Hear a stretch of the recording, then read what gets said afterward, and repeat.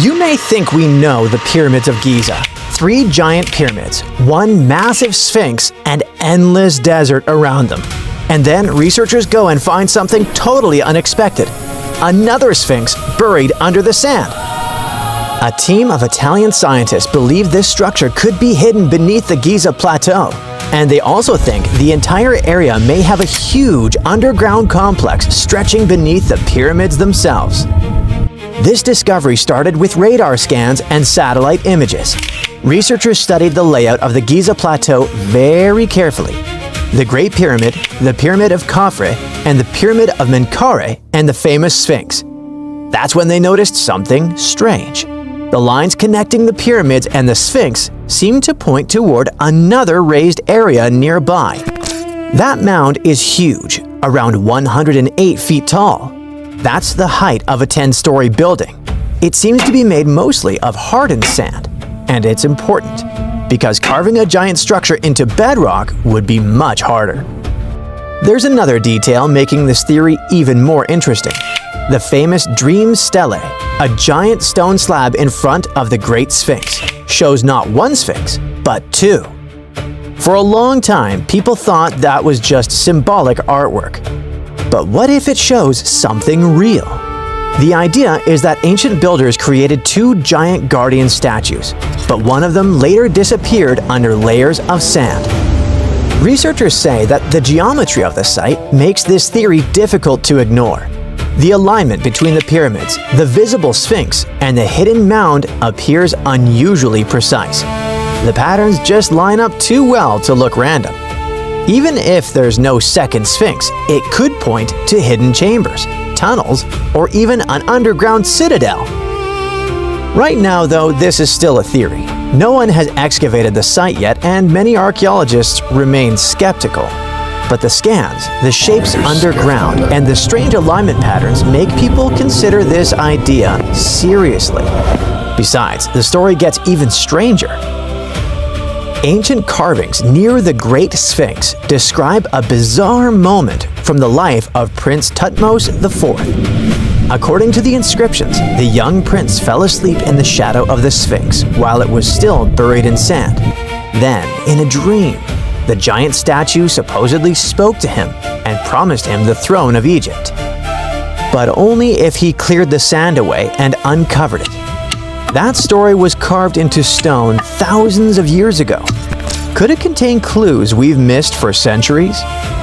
To get more data, the team scanned the ground beneath the Great Sphinx, the nearby pyramids, and the area that connects the Sphinx to the Pyramid of Khafre, the second largest pyramid at Giza. And according to the scans, strange structures may exist deep underground. Vertical shafts, long horizontal tunnels, and branching passageways. Researchers think that some of these formations connect into a massive underground network stretching below the pyramids and the Sphinx. The coolest thing is that the underground patterns seem to be symmetrical.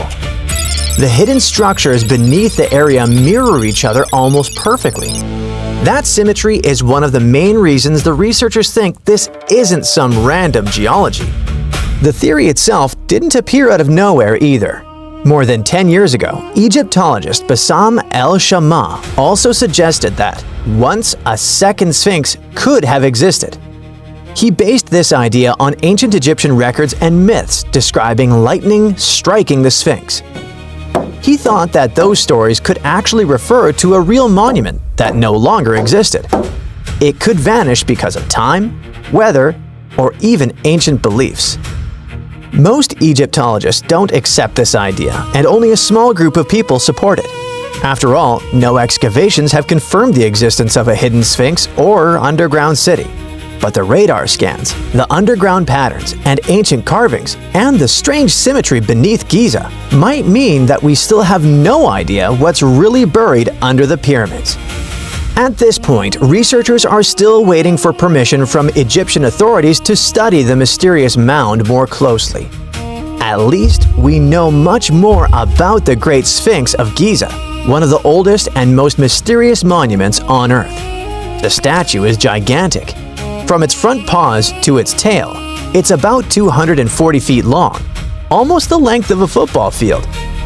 It rises around 66 feet, about as tall as a 6-story building, and at its widest point, the body reaches over 60 feet across. To construct it, ancient builders didn't move giant blocks into place like they did with the pyramids. They actually cut the Sphinx straight out of the rock beneath the desert's surface. Over the centuries, wind, sand, and humidity slowly damaged the monument. Large parts of the Sphinx had to be repaired again and again. Workers added layers of limestone blocks around the base to stop the structure from crumbling. And then there's the missing nose, probably the most famous mystery. A lot of people believe Napoleon's soldiers blasted it off with cannons during the French campaign in Egypt, but that story isn't true. Drawings from before Napoleon even arrived already show the Sphinx without its nose. Interestingly, researchers who studied the face found marks suggesting someone deliberately broke the nose off with the help of such tools as rods or chisels. But nobody knows exactly who did it or why. Now, most people call the statue the Sphinx, but technically, that's not even correct. The creature from Greek mythology had the body of a lion, the head of a woman, and wings. But the one in Egypt looks different. It has a lion's body, a human head, and no wings at all. So technically, it belongs to a totally different category. Even its name changed over time. Ancient Egyptians didn't originally call it the Great Sphinx.